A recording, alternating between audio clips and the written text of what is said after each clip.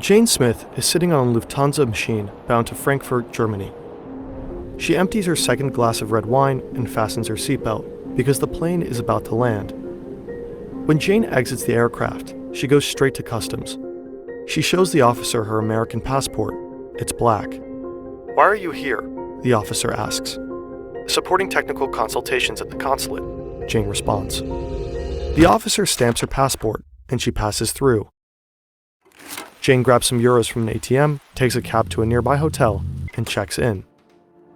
You see, Jane lied a little just now during the customs check. She is not working for a consulate, and despite her passport, she is no diplomat. Jane is a CIA agent, a hacker. She is visiting a covert base of her agency, secretly set up within the American consulate in Frankfurt.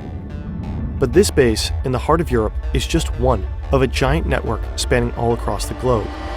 What are their functions, and how do these bases operate on foreign territory? CIA's global hacking program. Spy stations, Methoden der CIA. What are the Americans doing here?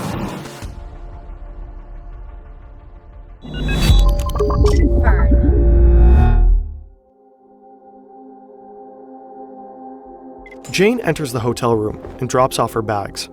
She was prepared for this trip. She's been given instructions on how to get around in Frankfurt. Stores are closed on Sunday, gas stations are not a good place for fine dining, stuff like that.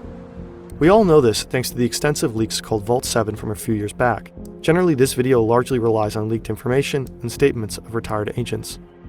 It was a 9-hour flight from Washington, D.C. to Frankfurt. Jane is pretty exhausted and takes a shower. She is very careful not to leave anything that could identify her unattended.